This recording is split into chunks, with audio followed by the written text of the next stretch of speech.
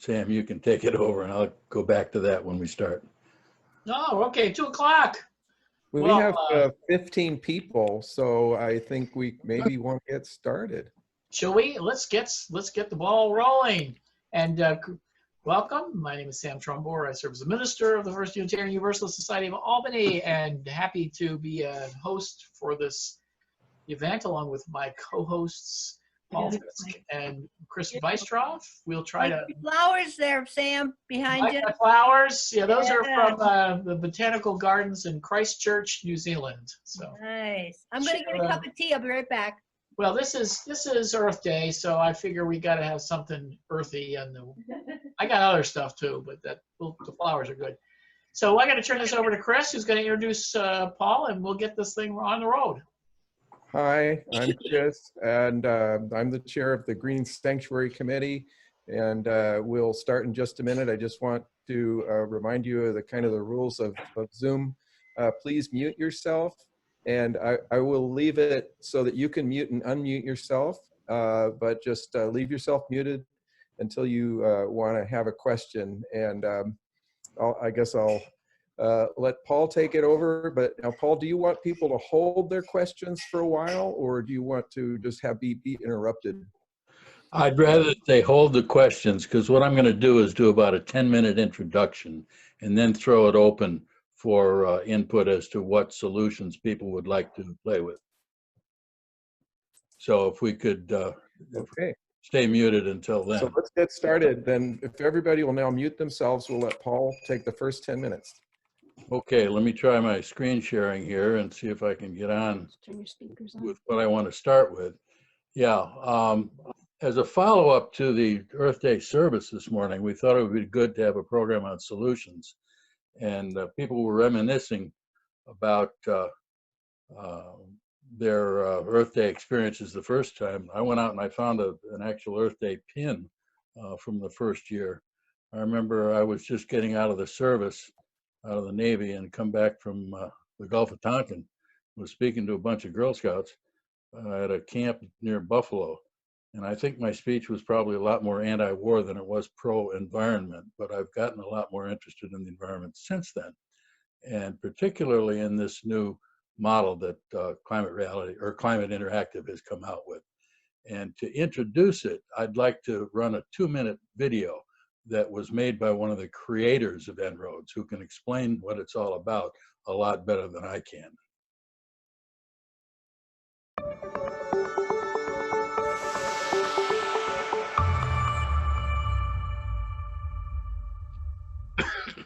I'm Andrew Jones of Climate Interactive, and I'll show you around EnROADS, the global simulator we built with MIT Sloan to help people learn how various climate solutions, say a carbon price, would affect outcomes such as temperature. On the left is the main graph that shows coal, oil, gas, renewables, and nuclear, and on the right is the main impact, the global temperature increase by 2100. Down at the bottom are various sliders. One can affect, for example, not just carbon price, but say energy efficiency in transport, energy efficiency in buildings and industry. You click the buttons and thousands of equations in a system dynamics model immediately calculate the impact. EnROADS works in 2 modes. The first is basic mode, where a business person, policymaker, student, community climate leader can see many examples of climate solutions and choose one. Our team at Climate Interactive and MIT Sloan built EnROADS with the best available climate science and energy, land use, agricultural economics with data from the IEA, the EIA, the IPCC, and comparing our results against the Energy Modeling Forum, the SSPs. The second mode is advanced mode, where a more technical user may want to set an exact carbon price. For example, here, not at $73 a ton, but exactly $35 a ton. The goal of the model is to frame and support better conversations about how to address climate change. We embed this simulator in workshops on strategy, and in role-playing games. We use it to ground thinking in the best available science, focus on solutions and actions, and move beyond polarized conversations.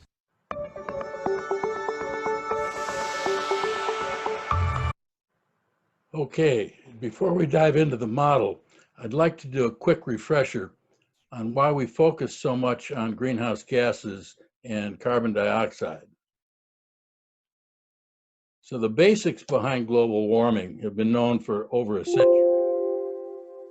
Here's a 1912 article from a newspaper that talks about how coal consumption affects climate. The furnaces of the world are now burning about 2 trillion tons of coal a year. When this is burned, it adds about 7 trillion tons of carbon dioxide to the atmosphere yearly. This tends to make the air a more effective blanket for the Earth and to raise its temperature. The effect may be considerable in a few centuries. Well, little did they know how soon that would happen to us. Excuse me.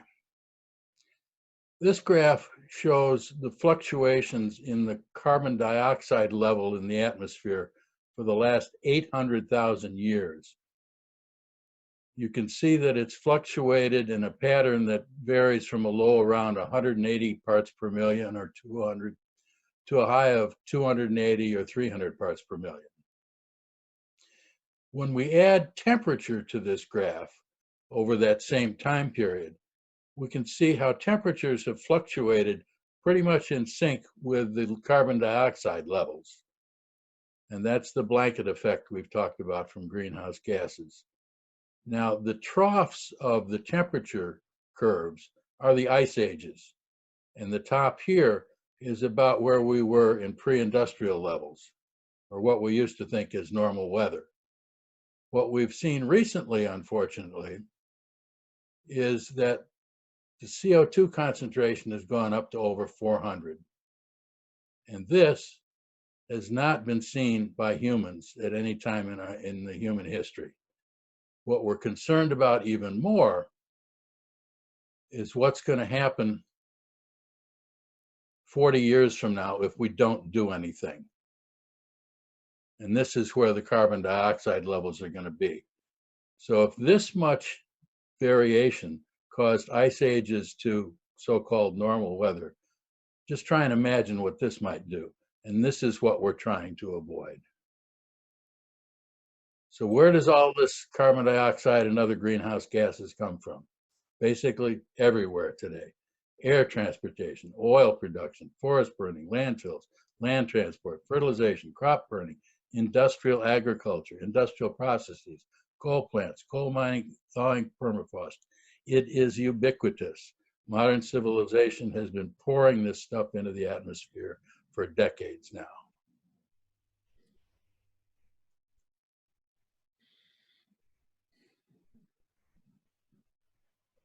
Okay, you can see in the total greenhouse gas emissions chart that rise from the year 2000 projected into the 2100 year is similar to the rise in temperature change that the model is predicting from current levels to over 4 degrees centigrade higher than pre-industrial levels. Just to orient you a little to this particular chart, which we'll see more of, the dotted line at 2 here is the 2 degrees of warming that we're trying to reach as a maximum, and ideally getting down to this lower level line of 1.5 degrees. Just a few more things about the model and the logic behind it. Basically, there are 4 kinds of factors that are driving what the phenomenon is we're seeing. World population is growing. It's tapering off in its growth rates a little as families tend to get smaller as we get more prosperous. Gross domestic product per capita, GDP per capita, we're getting more affluent around the world. And this is driven particularly by the rapidly developing countries such as China, India, South Africa, Mexico, Brazil, and some others. The energy intensity of gross domestic product. This is going down for a couple of main reasons. One, we're getting more efficient at what we do, what we move, and what we make.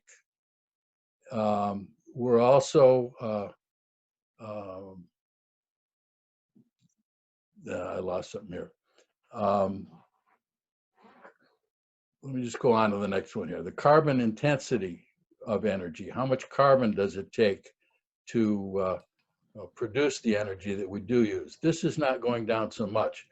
We're getting more renewables and getting a little bit more efficient, but basically there's so much of the production that we've built up in fossil fuels that it's not enough to make a huge difference. So the combination of these four factors drives the total CO2 emissions that come from producing the energy we use. And that, again, is what's driving the curve. What I'd like to do now is throw it open in a minute for you to suggest what kinds of solutions you've been thinking about or working on lately that you'd like to see the model demonstrate. I hope you've been able to download the handout that was posted on the web. Basically, it explains the control panel model a little more, basically in terms of what kinds of actions are available to you. But what I'd like to do is collect 4 or 5 different policies that you'd like to see us explore on the model. And Chris, if you could ask people to come up with suggestions that you can tally while I get the model up on the screen, that would be appreciated.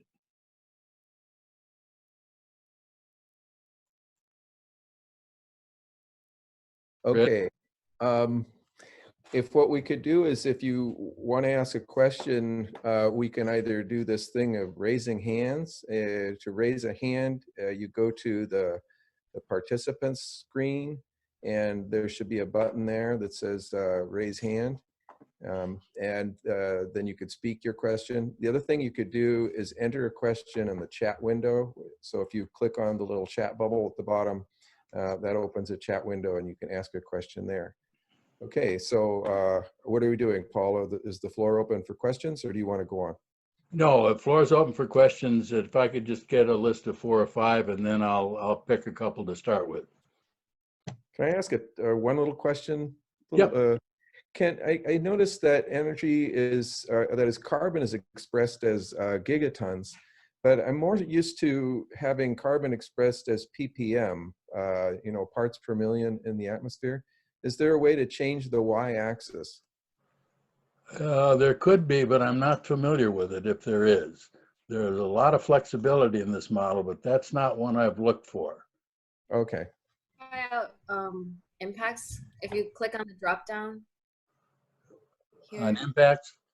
No, sorry. Click on the graph right there, Graph? and then go down to impacts. Impacts? Yep. And CO2 concentration. Click on it. There you go, Chris. Ah, there we go. Okay. Oh, that's scary, isn't it? Yeah. Any other questions? Okay, I see from Sandy Stubing, I'd like to see a model to buy local, grow local across the US. What would happen? Is there a way within the model to do what Sandy's asking, which is reduce the amount of, I guess, transportation of the goods that we buy? Yeah, well, we can do energy efficiency in transportation, and that would be under the transport model. And I lost my the right graph I wanted here. I wanted greenhouse gas emissions. No, I wanted temperature impacts. There we go. Okay, under energy efficiency of transportation, we've got a slider down here. If we dramatically increase the efficiency, we can see a couple of things happening here. One, let me replay it a few times. If you look on the right hand graph, the temperature change goes down from 4.1 to 3.9 and back. If you look on the graphs on the left, you can see that energy consumption is going down. Let me explain these graphs on the left for a little more detail. The brown line going up is coal energy. The red line is oil, and oil is most affected by the transportation, as it's a primary fuel source for transportation. So that goes down. The blue is natural gas. The green is renewables. Bioenergy is the purple. Nuclear is the light blue on the bottom. Then on the very bottom is new technology that doesn't exist yet. So it goes at 0 so far across. So we've seen that there is a reduction in the energy use from increasing the efficiency. But did it solve the whole problem? No. Did it help? Yes, it did. So it's not a silver bullet, but it makes a difference here. Now, I should have asked you to anticipate what you thought it would do and how much you thought it would move the temperature. So I'm kind of curious what your reaction to this one is. Was it Carol that mentioned this? It was Sandy. Sandy. Me, yeah. No, I'm pretty disappointed. I thought it would do a lot more to lower the greenhouse gases. I've actually started, and the Green Sanctuary and SRC has supported this initiative by PAWS to buy local, grow local. And it's being voted on tomorrow by the Common Council as an official resolution of theirs for Earth Day, for the 50th anniversary of Earth Day. So we're just starting up, but we got like 222 hits, joiners on our Facebook already, and it's basically a public awareness program and a resource, an online resource for people to buy local and grow local.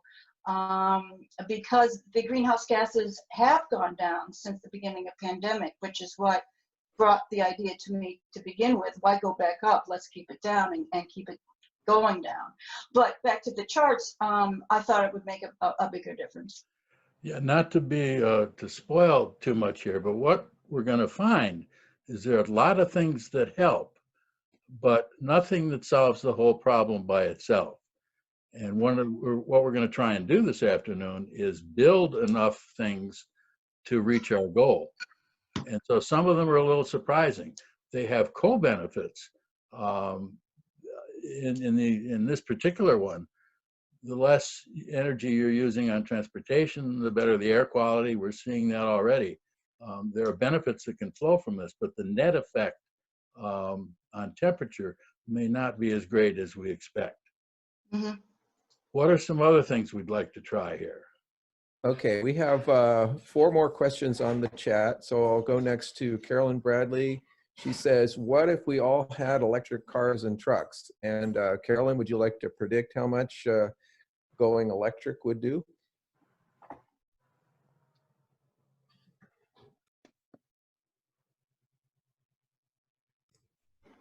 Is she still there? Either you're muted or you don't want to predict. Okay. Let me go to electrification and transport here. If we move this slider, let's see what happens. Well, if you look at the temperature graph, we don't see a change in the temperature. No.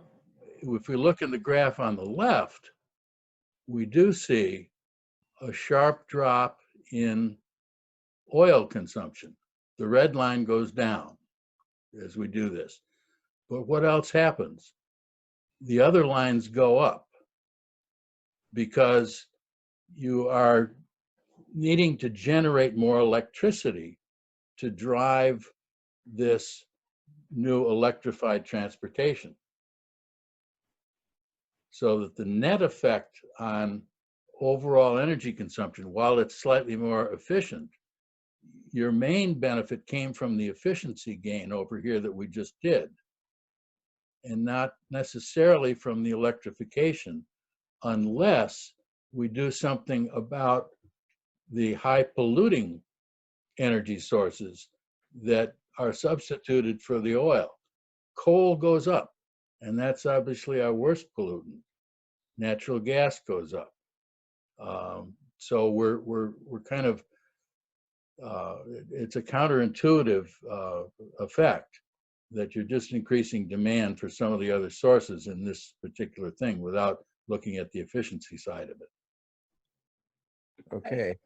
The next question we have is from Kathy Harris, or I guess it's a comment.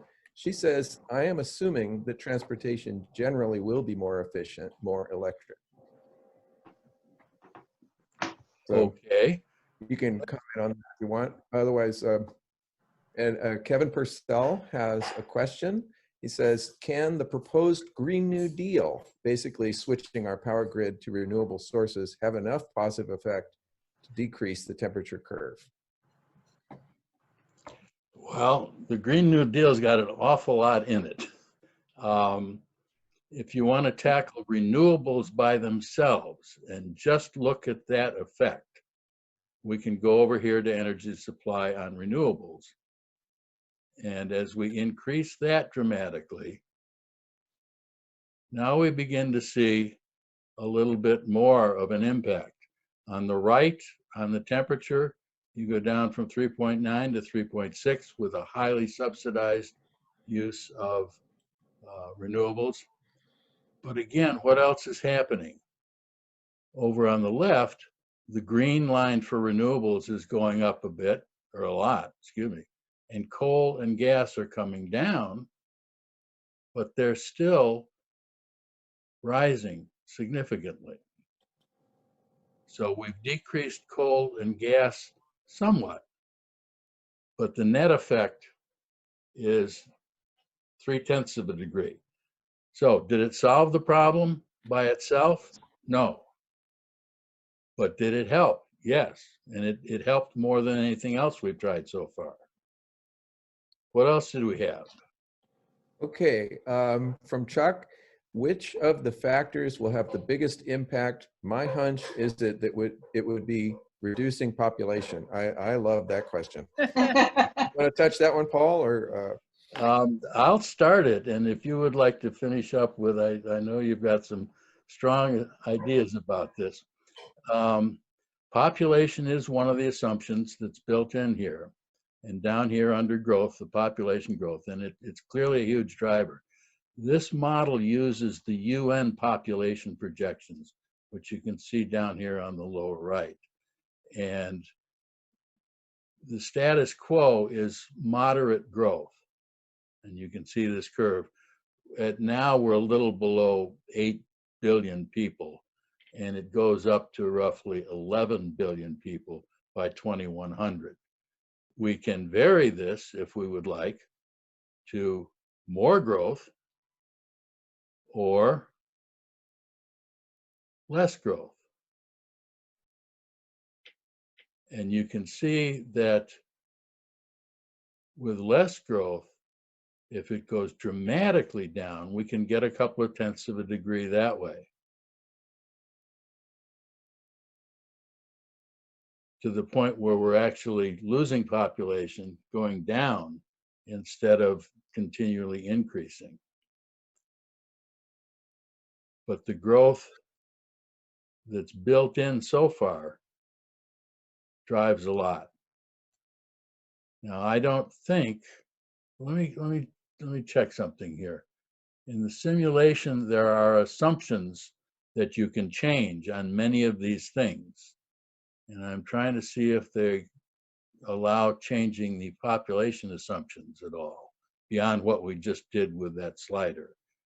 And I don't see that as one of the options, but you can see you can change fossil fuel utilization and the resources remaining and a lot of other settings if you don't like the assumptions that they have used. But frankly, they've used the best available studies in science to build this model. They just give you the option of if you don't like our assumptions, try something else. Chris and Paul, don't forget to look at the participants list because Lois has been waiting with her hand raised for quite some time.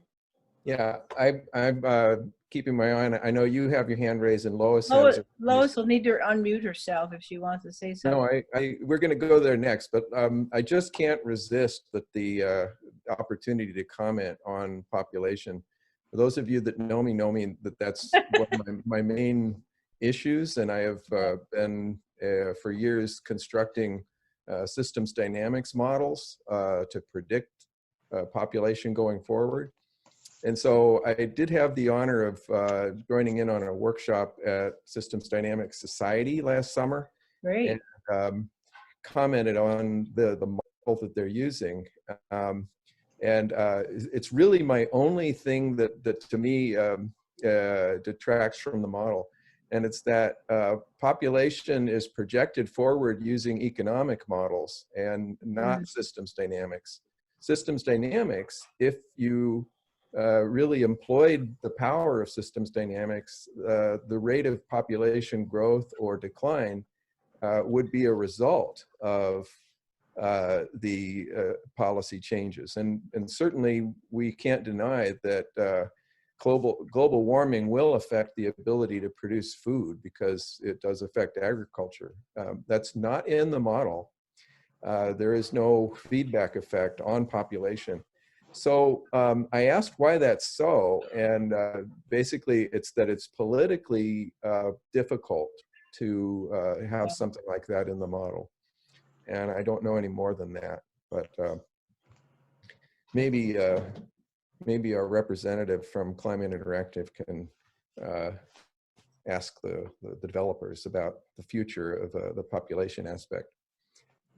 With that, I'll go and move on to Lois. Had a question, follow up on Sandy's question. Lois, you want to unmute and go ahead? Yes, hi, thanks.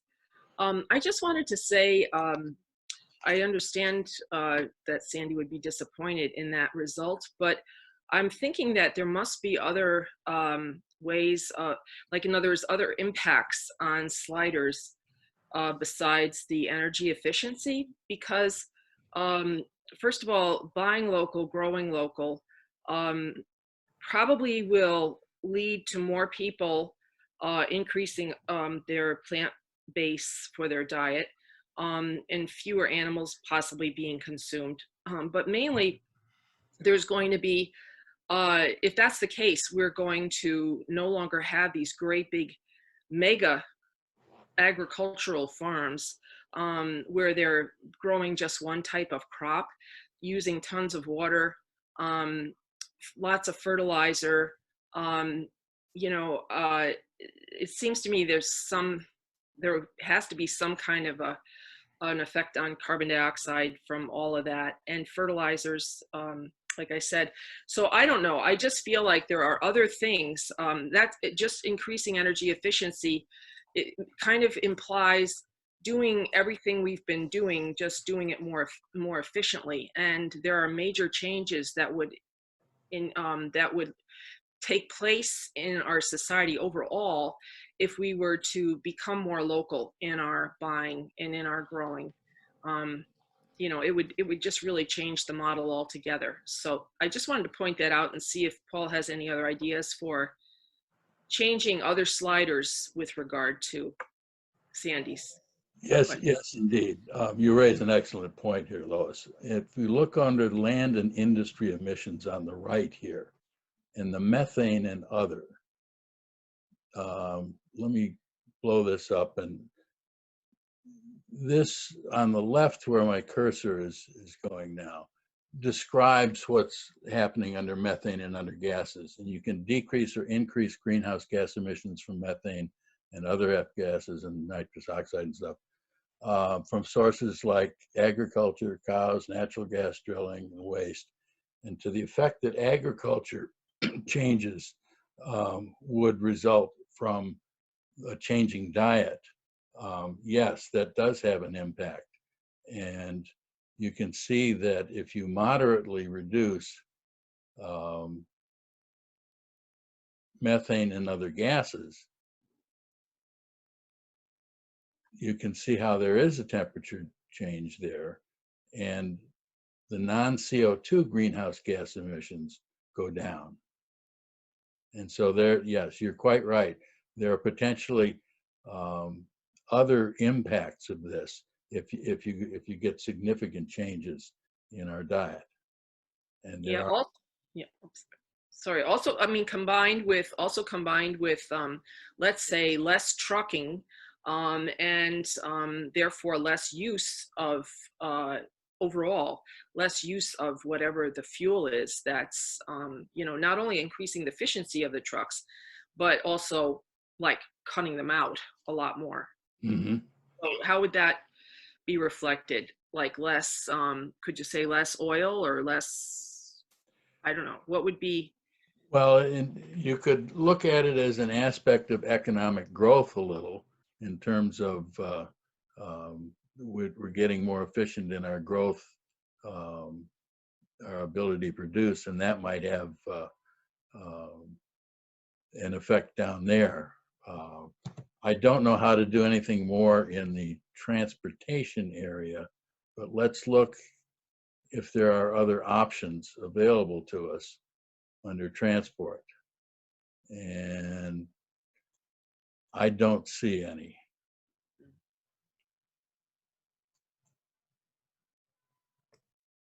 Should we go on? Yep. Thanks, Lois. Really good point. Thanks, Lois. Thanks, Let's move Paul. on. Let's move on to Carol. Carol's had her hand up there for a while. Go ahead and unmute. I already did. These factors seldom interact. They seldom act alone. I think in Sandy's question about buy local and the local aspect of food production, if we were, energy efficiency doesn't cover it all. We'd have to go to the land and industry emissions and consider that in the agriculture, like with the CSAs and the farmers markets, that would be over in that area, and it would be methane and other, I think. And so in order to look at the grow local, buy local, whatever, Sandy, I forget what the exact thing is, but we'd have to combine energy efficiency with the methane and others, I think. In fact, I was talking to my sister, and then before I do that, with an electric car, if we don't go over to the renewables and get more of the source of the energy for the electric cars to be renewable, we really aren't getting that far with an electric car. So, if you charge your car, but you charge it off the regular traditional sources of electric energy, which include coal and oil and gas, and then you're going to have not that much advantage to the environment for having an electric car. But my sister introduced it. I don't know, probably none of you were old enough to remember hucksters. Does anybody remember hucksters? These are people who would have a truck full of vegetables and fruits, and they would drive up and down the street. I remember in Syracuse when I was real little, that they would have the huckster, and they'd yell something out as they went down, and they had bins in the back of the truck. And this was when more women were at home too, and they would run to the huckster and pick out their fruits and vegetables, and the huckster would come by on some kind of regularity. And that'll be interesting to see if this COVID thing continues. Perhaps somebody will take up that particular role. My CSA farmer has offered and will be delivering our CSA food supplies. And I'm going to throw that option out. And so that goes along your line, Sandy. They grow the food, and then they come around and offer it to people right on the street. And I can see that fitting right in with the way we're operating for this COVID, that somebody would just stop in the street and let people come out one at a time and purchase their food from them. So I think we can't take many of these all alone and get the effect. I think they have to be combined. Excellent points here, because you're absolutely right. we saw when we got into methane as well as just efficiency, we picked up a couple of more decimal points here. As we go with renewables, I'm a little surprised that people have not gone after some of the things that haven't gone down. And coal, for example, we're still producing a lot of coal, and just subsidizing renewables by itself doesn't seem to be dropping that coal line, because there are a lot of coal reserves and it's relatively cheap in a lot of countries. So is there a way we could get a handle on that? Carbon price? Aha. I didn't want to lead with this, but this is one I assumed would come up. If you set a price on all of carbon, Yeah, look at that. Yeah. look at this. You set a very high price on carbon, Tax gas, folks. makes a tremendous difference. And that's where you get the effects on the other gasoline and coal and even natural gas. But politically impossible. Or not, I don't know. Well, the carbon tax and dividend law or proposal, where you give the money back, who knows? Maybe we can. I think we have to fix the elections so that we can get politically impossible out of the way. Yeah. Does anybody know how well subsidized the coal industry is? Well, it's not mattering very much anymore, to the extent that in this country at least, it's going down of its own accord. In the rest of the world, it's still cheap, and it's a cheaper form in countries that have abundant coal sources. They're going to use it unless there's a cheaper renewable way to get around it. And that's where they may need some help. But let me just talk a little bit about coal for a minute here, because it's a point I want to make. One of the options you can do in coal, you could tax it by itself, but that doesn't by itself do, it does some. What's happening in this country, and we have the option to model this here, is just stop building new coal infrastructure. And despite the president's best efforts, coal is dwindling, and people are not investing in new coal in this particular country. So if we activate that policy, for example, you can see that coal on the left hand here goes way down, and we pick up a great deal on the temperature side.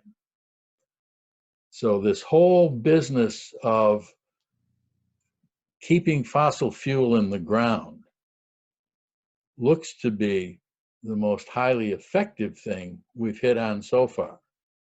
Now, does it solve the entire problem? No. But does it help? Yes, to a great degree. And that's one of the things that this model demonstrates the best. Chris may know I had an argument with another activist, Ruth Foster, who was disappointed that the model didn't come out and just start by saying you've got to keep fossil fuels in the ground. And I couldn't convince her that this was kind of a learning experience, and that you eventually reach that conclusion when you play with it enough. But it's a learn by doing. And part of this the thought process behind the modeling here was that scientists had been preaching at us for years about what was going on, and it wasn't getting results. And they thought maybe a learn by doing thing. And Climate Interactive has been doing work in this area for quite some time. They had a predecessor to this model that was an international climate workshop where it focused on countries as opposed to energy policies. And there's a nice role-playing game that Lois and I have conducted. and probably would more if this hadn't come out. I find this model more exciting, but there's a role-playing game associated with this model too, where you can assume the roles of various interest groups, and that's been used successfully in classes. I digress a bit, but I just think this whole thing is neat, and there's a lot you can learn from it. But getting back to the carbon pricing, you know, that does seem to be the secret.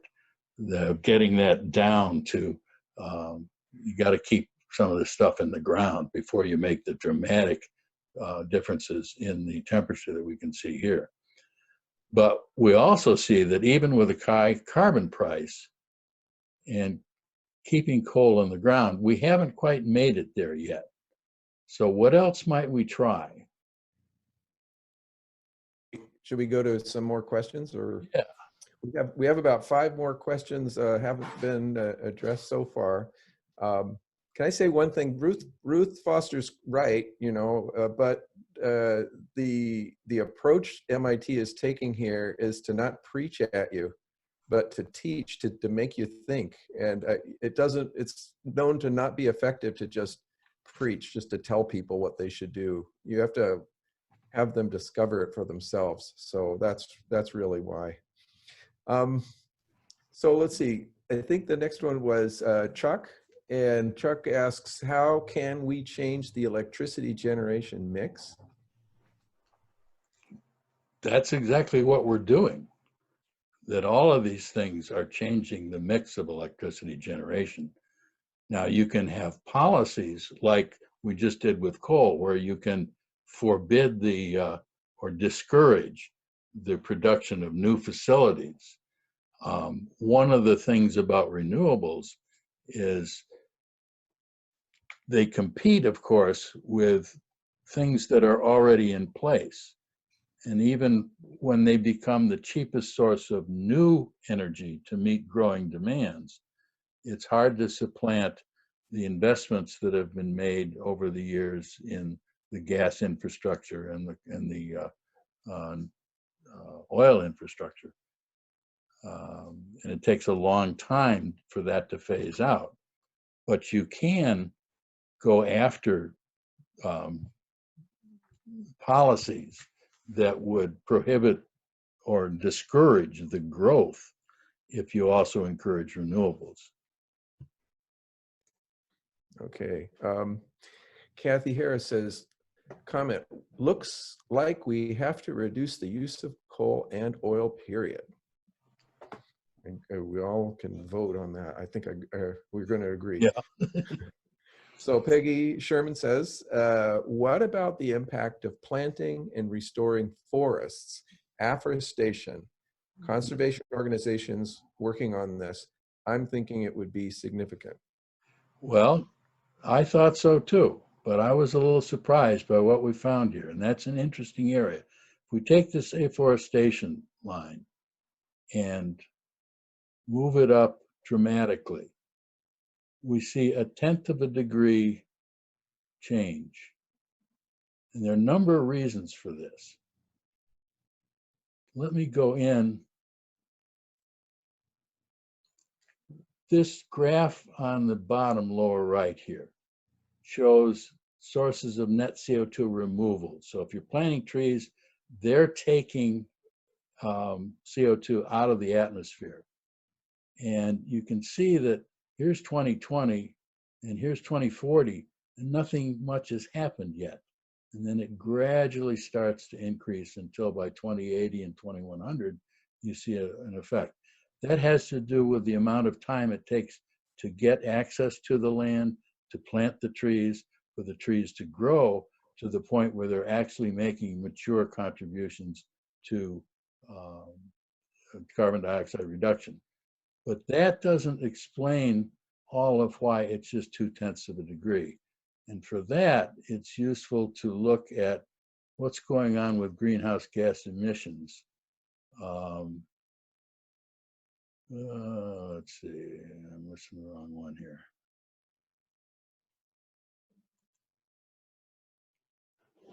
Okay, this graph shows land use at the very bottom in the green. And you see this green thin line goes across and starts to slope down below zero, as in 2060 and 2080, you're reducing carbon. But notice how thin that line is compared to the dark gray line, which is CO2, and the light blue, which is methane. So even though you're reducing carbon, the effect is just dwarfed by the amount of carbon we're still spewing into the atmosphere from these other sources. There's one other angle that comes into play here, and that is the amount of land you need for afforestation. To do the kind of dramatic reforestation or afforestation, Again, this shows I'm good, thank you. this shows the increase. And in land area, as a point of reference, this is in millions of hectares, which doesn't mean much to me and may not to you. But the dotted line represents the total land area of India. So what this is saying is that it takes almost 1.5 times the land area of India of new forest land to plant to have the effect we were looking at. So, and that's a tremendous thing to try and pull off. So unfortunately, compared to the net effect of spewing these other gases into the air, this isn't as a big a solution as you might think and hope. But again, does it solve the problem? No. But does it help? Yes, it does. This goes back to the point that the whole thing is centers around. There's no one silver bullet that's going to change everything for us or solve the problem for us. It's going to take a lot of different things, or silver buckshot as they call it, to get here. Land area opens up some other things I should have been mentioning while they're not built into the model, there are equity considerations here and some co-benefits or harmful effects of policies that need to be considered in addition to their net effect on emissions and temperature. Land area obviously has implications for where it comes from. Does it come from indigenous peoples? Does it take away from crop production or food production? Where do you get this land from? And are there unequal effects of the policies? The whole co-benefit thing, well, I'll talk to in a few minutes more, but there are things about these policies that help and hurt that are not actually modeled, but the model does reference to, and I'll show you more examples of this in a little bit. But we're running close on time to solve our problem here. We're only down to 2.3 degrees. Can we get down to at least 2 degrees? What haven't we touched here? Well, actually, Kathy asked a good question here. How is technology for removing carbon from the atmosphere going? Is sequestration realistic? Not yet. There's a lot of research going on, and if it grows a little, it can help. The problem is you got to figure out how to do it, and then how to do it at scale where it would really make a big impact. And that's going to take a long time. So long term, that may help. But in the short term, there's not a lot that we can expect, because it's going to take a long time not only to figure out how to do it, but then to grow it to a point where it makes a huge difference. Okay, Kathy also makes a comment, getting produce and others buying food from someone else whose health behaviors are unknown would raise all sorts of other issues. I guess the COVID-19 issues coming up here. Yeah. Carol Butt says, It will be interesting to see if the countries that are seeing much improvement in air quality related to COVID restrictions will want to move in a direction to keep air cleaner. Excellent. We're going to get to that kind of discussion in just a few minutes, but I'd like to see if we can just break that 2 degree at least. And I'm going to cheat, and I'm going to bring up a topic. Buildings and industry. Energy efficiency in buildings. This one is a biggie. This one can bring it down quite a bit. And it's got more potential than we've seen from what we were doing in energy efficiency in transport and electrification. There's an awful lot of oil and gas that goes into heating buildings. And highly increasing that, making new buildings more energy efficient and retrofitting old buildings, while it takes an investment and takes time, it's got a good payoff. And if we make a heavy investment there, we can make our 2 degrees. And that is something that you can do fairly quickly, right? Yeah, that you can start. It takes a while to accomplish, but there are government policies and programs that could make that start to happen. Okay, so Chuck asks, what are the assumptions in the carbon price?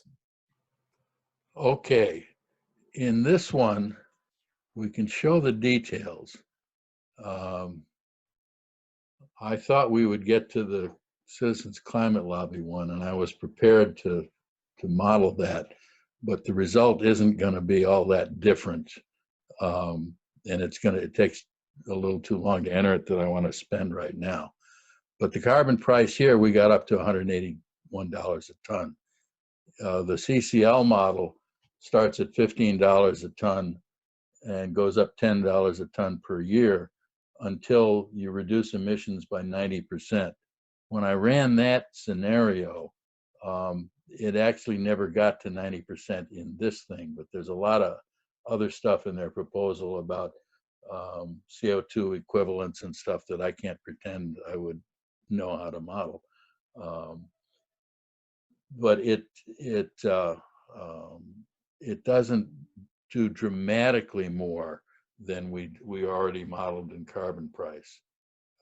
But you can set what year you want to start it in, the years to achieve the cost, the charge per ton, how long it takes to achieve the final carbon price. I ran it for 80 years, and it helps a lot. And it really is probably the single most effective thing that I've seen in the model that you can do. But again, I keep coming back to it. There's no one thing that gets us there. So Paul, while you're on that, is there anything stopping us from setting things to something that's politically impossible? I'm guessing no. No. Yeah, I think there's room for that in a number of these things. But that's kind of what I want to move on to. We're getting up towards the last half hour, and what I'd like to do is move ahead to talking a little bit about what we think about where we are. And Do you want to hit some of the last questions before we move on? Or we can do it quickly, yeah. 3 or 4. Okay, Lois had her hand up for a while. Do you want to unmute Lois and ask your question? Yes, thanks. So I had actually 2 things I wanted to ask.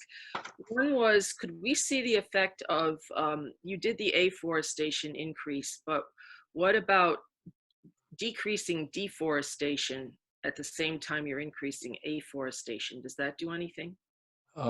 Similar, it helps. Mm-hmm. So you can see when I move this to Yes. highly reducing, we can get just under 2 degrees. Mm-hmm. It's got some of the similar constraints that the afforestation does in terms of the amount of land it takes to make a huge difference compared to the other sources of emissions. Okay. And then the other thing is this. You talked about keeping coal in the ground. What if we keep oil and natural gas in the ground? I mean, in other words, people would start using more solar. I mean, we already talked about renewables and so on, but if people could heat their houses and so on with something other than oil and natural gas, could we see what effect the sliders would have on the temperature if we reduce oil and natural gas? Well, you gotta have something to substitute. And yeah, you keep the renewables. yeah, new technology that has some of the same problems, come on, that others do in terms of we don't have anything else on the scene yet, and new breakthrough technologies take a long time to scale up to a level where they can make a huge difference. Okay. We have geothermal energy, we have solar panels, we have wind turbines being built off Long Island. And I just would like to see what happens when you reduce oil and natural gas over on the very far left. Yeah, there. We highly tax it. Wow. Can't quite get rid of them. It assumes that renewables are able to make up the difference. Okay. Okay, thank you. And that gets us down to 1.8. Is there anything else urgent, Chris? Let's see. What Carol asked is, can we manage to plant enough trees fast enough to combat deforestation? You already addressed that, I believe. Yeah. Peggy's question. So Chuck asked, let's stop building new oil facilities. Was that already addressed? I think you talked about that. Yeah. Oh, okay. And we agree. Okay. And then I guess the next one was Lois. And okay, yes. What about seriously reducing oil and natural gas? Okay, so we're done with all the questions that are posted, and I guess we're going on to the next segment. Okay, what I'd like to do is take a minute to think about what we've come up with here. According to the EnROADS simulator, this future is technically possible. Now we got to figure out how to make it a reality. We've taken a huge step forward by creating at least a vision for the future that avoids the worst of climate change. And the journey would be difficult, but at least now we could be equipped with a plan on how to do it. When we talk about future scenarios for a climate, we often spend most of the time focused on how bad the worst case future looks or how difficult change will be. Instead, I'd like for us to spend just 1 minute silently considering the possibility that we could actually create this better future in a post-COVID world. What's possible now for a climate crisis post-COVID that didn't seem possible before? And what would be nice if we could actually achieve it? And before I ask you to ponder that, I want to try and put a pretty picture up to look at as we think about this.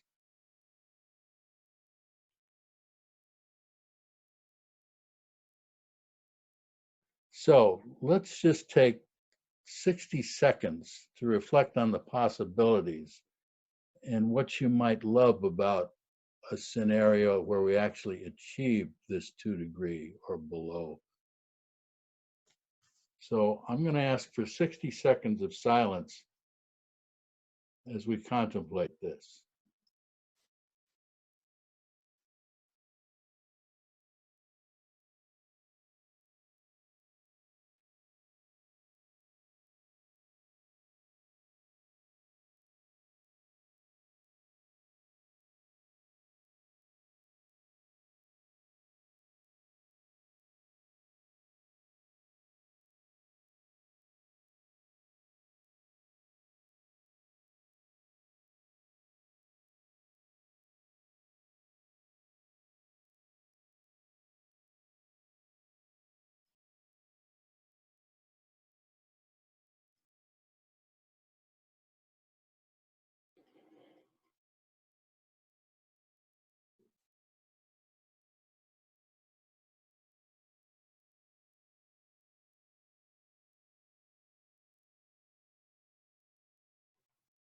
So how are people feeling about this 2-degree world that we've created?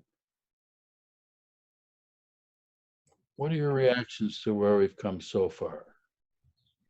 I guess I'm more optimistic. I've been avoiding En-ROADS until this presentation, so my opinion wouldn't be polluted. And after seeing that we really can do something, it just, to me, it's optimistic, especially the idea that if we just keep it in the ground, you know. So, anybody else? Paul, how much is this being used by any influential scholarly group to influence our Congress? Do you see anything coming there? I'll start the answer, but I'm going to turn it over to Linda in a minute to answer that. Both the original simulation that I talked about and this one have been used to brief key congressional members and staff members. The original model was used in briefing President Obama's folks and him himself, preparing to brief him. It's been they've been used around the world in UN officials and all over the world. But Linda, can you expand on that a little? Yeah, I think, Paul, you answered the question. So the MIT team and Climate Interactive have been in touch with, and we are actively trying to show it to policymakers at the state level, federal level, and international level. And we've gathered quotes from a lot of the leading, bipartisan political leaders, but as well as sort of leading climate politicians who support climate action. For instance, like Jay Inslee, the recent, governor of Washington, et cetera. So we are actively doing that. And then this sort of represents our most recent phase is expanding this out to more local community groups. And that's why we've engaged people like Paul to be facilitators for local communities. Is it being used internationally at all? Yeah, so we've been at the COP conferences. This has been, the simulation model originally was really to help out with the Paris Agreement. So we have another version of this called EnROADS, which is more about the country pledges and national regional pledges. And that worked out so well, and thus we've expanded upon this second model, which is EnROADS, dealing more specifically with the specific climate solutions. But yeah, it's definitely being shared internationally, although we're always trying to expand it more because our biggest, I would say, reach is definitely in the US.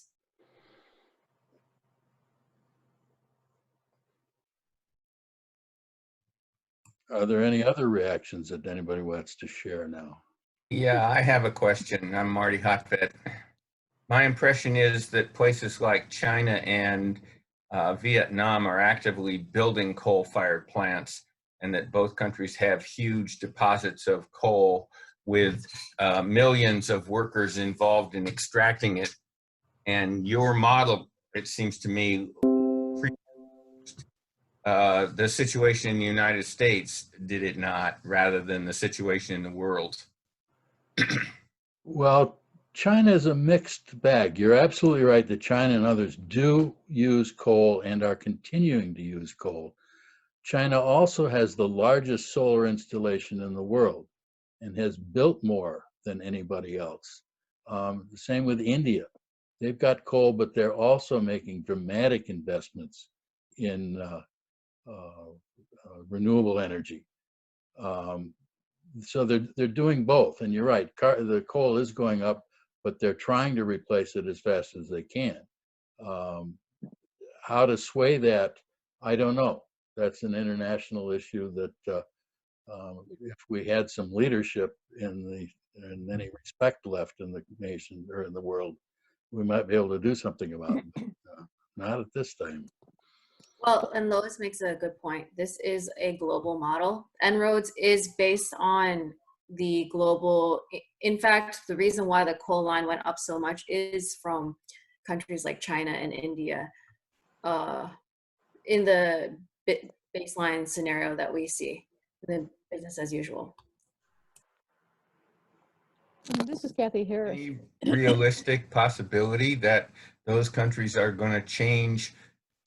What I've read is that there are literally millions of workers involved in coal extraction in Asia, so that you have a huge economic impact if you all of a sudden cut coal there. Is that wrong? No, that's not wrong, but there are options in other areas. For China is growing its economy dramatically in all kinds of areas. So if I can't make policy for that country, but there are policies that could deal with that. This is Kathy Harris. What about what's going on in Europe and also in Russia in terms of Russia has a vast area of practically probably underutilized tundra, taiga, and et cetera. And I can't speak to Russia, Kathy, but I can tell you that Europe is decades ahead of us. Right, I figured. Yeah, they got on the bandwagon a long time ago, and they've got much higher percentages of renewables and such than we do, and they're much lower energy per capita consumption than we are. They don't drive as much, or they don't eat as much, or what's this, any idea what they use public transportation more? What's that about? They've had high gasoline taxes for decades and decades. Okay. I was in France in 1960, and the family I stayed with, the guy would turn off his engine and his lights to coast downhill to save gas because gas was so expensive. Scared the Jesus out of me. Do you have any idea if in China they have any educational, much in the way of solar installation education programs? I imagine they must, because they're on a huge building campaign. Yeah. What I'd like to do now is change the discussion to a little bit about hope, because there are some reasons to be hopeful here.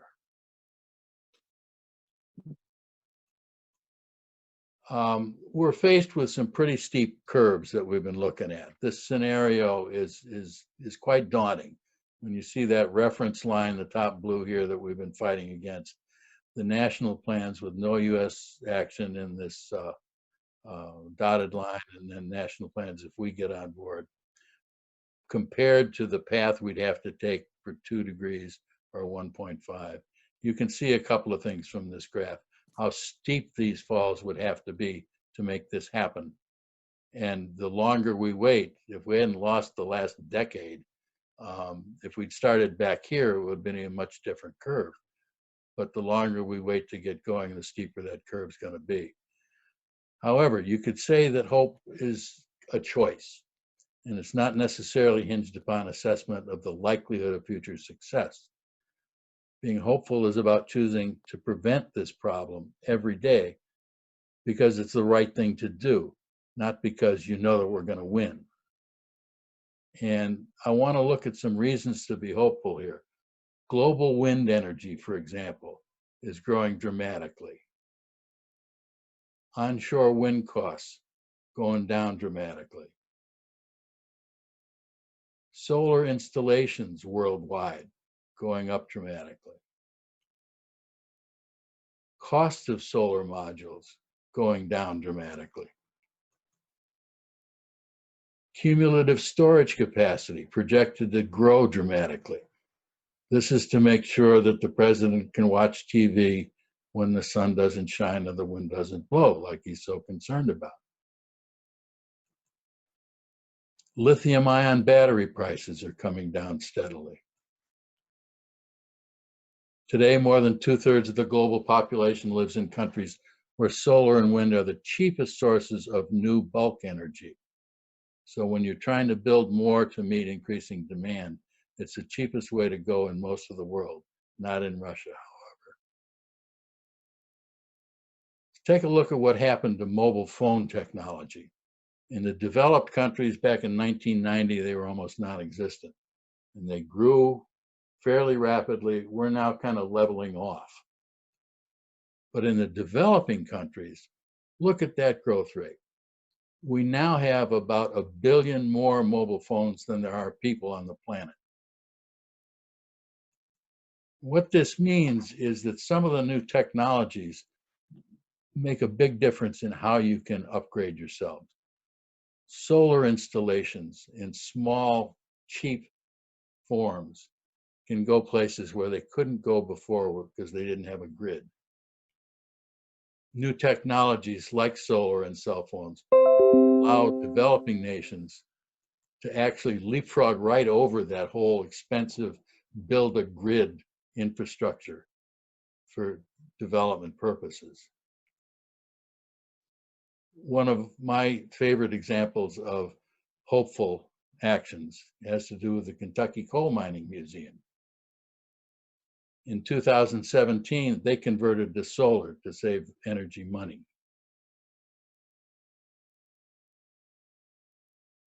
Over 180 global companies have made a commitment to go 100% renewable. And there are a lot of big actors in this, trying to get their own energy consumption down in our industrialized world.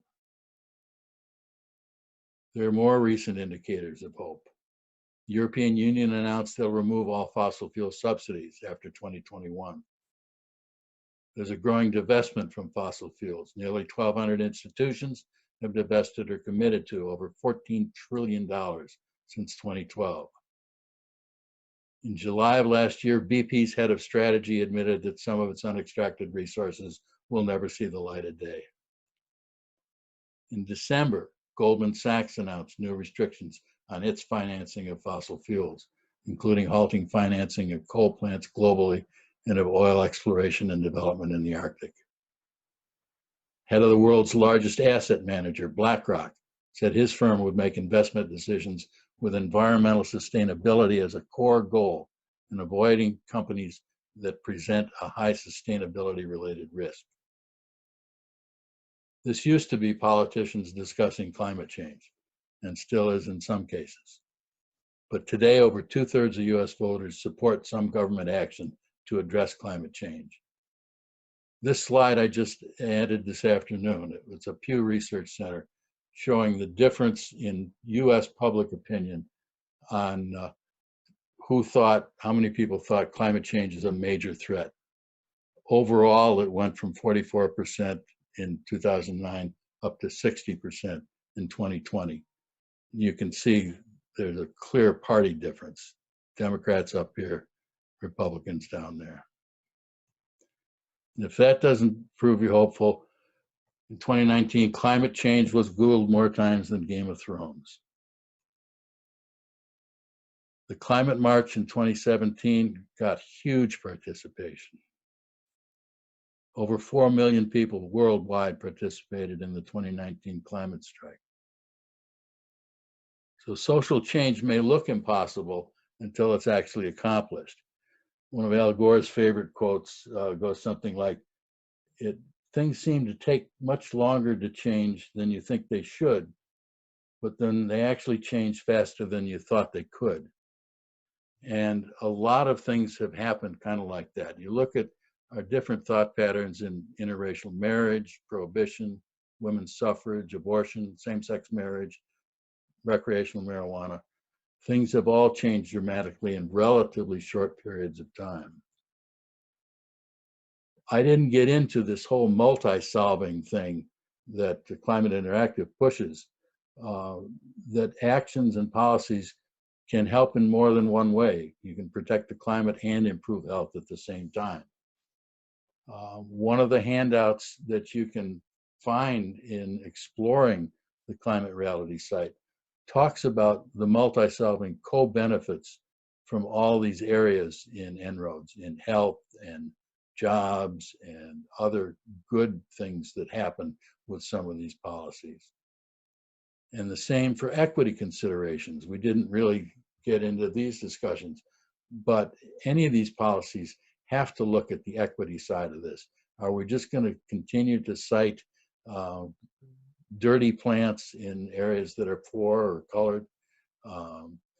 There are all kinds of considerations that are raised when we look at these policies, and equity considerations are a big thing. And there's a lot in the model. It's not in the model itself, but under the covers, background information that's very helpful in that kind of discussion. There's climate dividends. You know, it puts money in our pockets to cut emissions, reduces air pollution, public health, inequity, saves trillions and saves lives, reduces, you know, we don't need to defend the oil supplies anymore or intervene in conflicts over oil. Priceless. Stimulate innovation, new businesses, create good jobs, opportunity for global leadership. That we ought to reassume someday. It's getting cheaper every day. So, after all of this, how do we feel about this experience? What surprised you about the results and the difficulty in achieving it? What are some of these other questions that you may have reactions to? Did you get where we thought we could? And how feasible is this stuff? I think this is the time to throw it open for a little closing discussion. Has anybody got thoughts they'd like to share about this whole experience?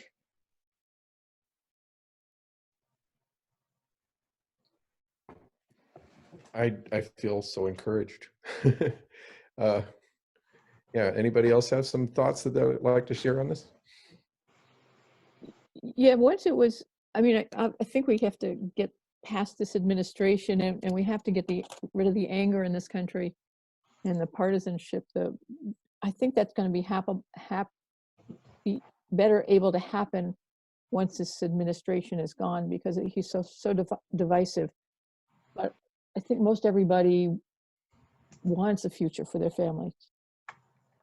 And I don't know if we can get Fox to talk about this in the ways that make sense, but it's just so reasonable. I don't know. I'm hopeful. Good. I'm hopeful. Got grandkids, I gotta be.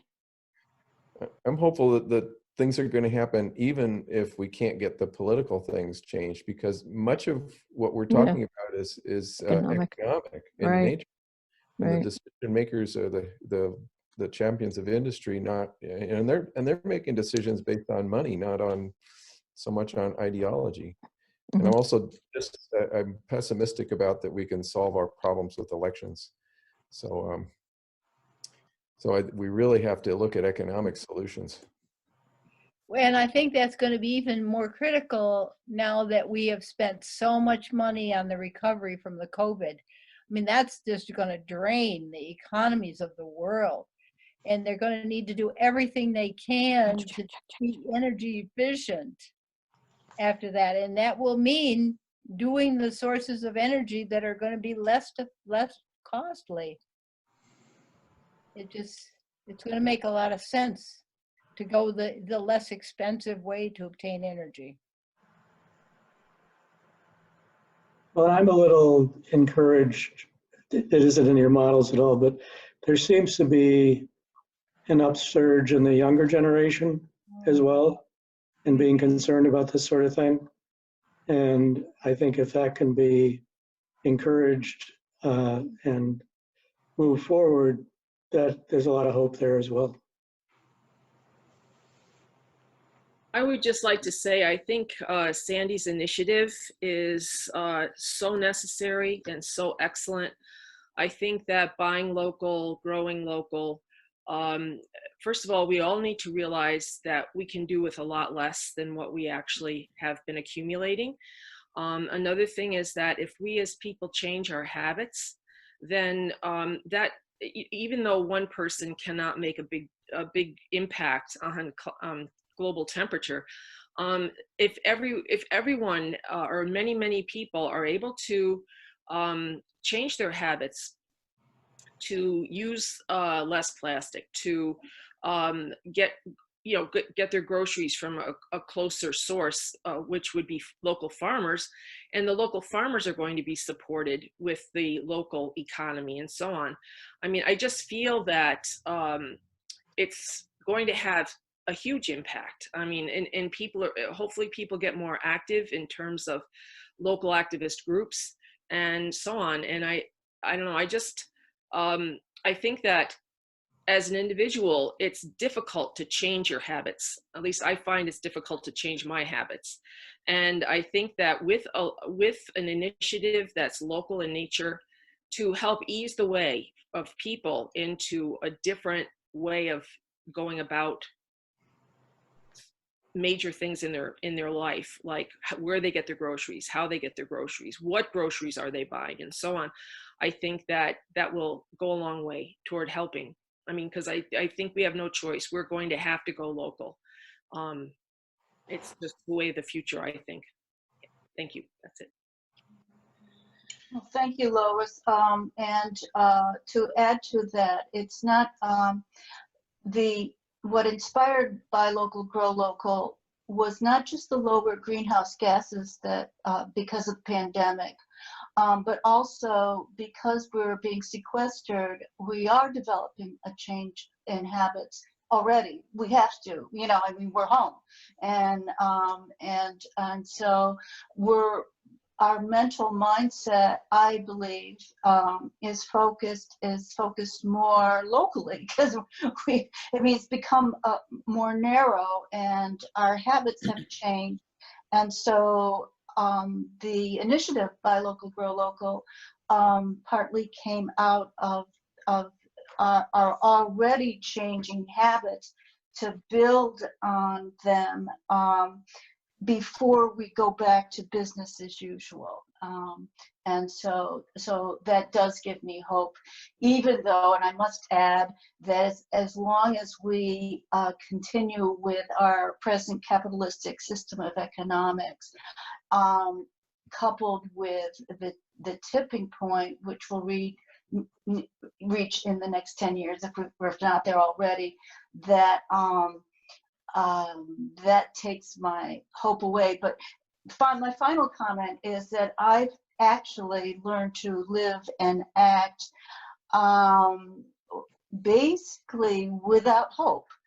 And I know that sounds really depressing, but I like what I'm doing, and it just, that carries me along, so that even though all these other things, I really don't believe that we're going to, you know, to get down there, but given the political and our economic system, I still, you know, just sort of minute by minute and day by day, and sunshine and friends and family, and, you know, we just carry on. I can speak to that, because I think I'm in the same camp as Sandy when it comes to this. And it's not that I in any way despise hope, but too much hope can kind of wash away the problem, and hope can give you the illusion that the problem is easy and it'll be fixed. So I like to stay pessimistic, because as long as I'm pessimistic, anything good that happens is surprising for me. It feels great. That's true too. I feel like I'm neither optimistic nor pessimistic. I mean, you know, probably analytically, yes, pessimistic, but I just don't dwell on it, because what's the alternative? Not being an activist? You know, that's not an alternative. So we, you know, I love seeing you, even if it's just, you know, on my little TV screen here, or computer screen, and I know we'll all get together, you know, physically at some point. But this is good. Makes me feel good, and we just carry on. We do what we do, and we appreciate what we've got, and we carry on. I just want to say one thing. I'm hoping that COVID-19 gives people a point of reference, that if everyone does pull together, if everyone does follow a well thought out and well-based recommendation that results can be achieved. I'm hoping that Cuomo himself will reflect back on COVID-19 when it comes to climate change policies in the future. So that's my hope. So, yeah. The hope that I get out of this model is, or the focus, not hope, I say the focus for this, that this model is very helpful for, is to see just how important it is to keep the stuff in the ground. That as a policy practice, to focus on that and to not build fossil fuel infrastructure, to basically blocking pipelines and all the other things that assist us in using thinking about liquefaction of natural gas is another thing. We don't want to do that either. So just to really point people towards the renewables and away from, and keep the stuff in the ground, those two strategies will make a huge difference. Can I say that avoiding plastic purchases will be very helpful, because that supports the extraction of oil, because the plastic is made from oil. So if you, wherever you can avoid something made of another material that doesn't come from oil, I think that's going to help reduce the reasons for them to keep digging. Paul, is there a policy change that we can do to stop using plastic? Is that somewhere in the model? Not that I'm aware of. And I think we're at the time where we're going to have to wrap this up, although plastics is an excellent point. I'm supposed to end on a call to action, but first I can't begin to top the call to action that you and Carol and Sam gave at this morning's service. All I can do is reiterate there are no silver bullets, just silver buckshot, and that it all helps and it's all needed and nobody can do it alone. So find your niche and work in that. You can even learn to do EnROADS and try and do that. If you're interested, climateinteractive.org, or questions to support at climateinteractive.org, or just Google EnROADS. It's a fascinating model to explore and play with. I'm in training to be able to do this, and I'd appreciate some feedback on this presentation. That's part of what I've got to go through in my training to get recognized as a facilitator by Climate Interactive. So I'm hoping that a few of you at least can find the time to shoot me an email at prfisk@verizon.net with feedback here, and that'll help me in the future. I've enjoyed doing this.